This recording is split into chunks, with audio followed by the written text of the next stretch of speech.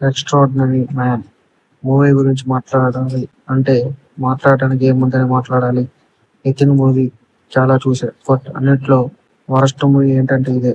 Script విని తప్పుడు నిద్రపోయాడా విన్నాడా అనిపించింది. అక్కడ వంశీకి స్క్రిప్ట్ రైటర్ గానీ బెస్ట్ డైరెక్టర్ గా సెట్ కాడు అనిపిస్తుంది. ఇంకా కథ విషయానికి వస్తే హీరో ఒక జూనియర్ ఆర్టిస్ట్.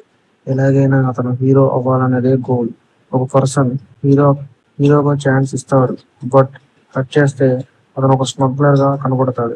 ఎందుకు అతను అలా అయ్యాడు అనేదే స్టోరీ. ప్లస్ పాయింట్స్ విషయానికి వస్తే నితిన్ బాగానే యాక్ట్ చేశాడు. తనతో పాటు రావు రమేష్ కూడా యాక్ట్ చేశాడు.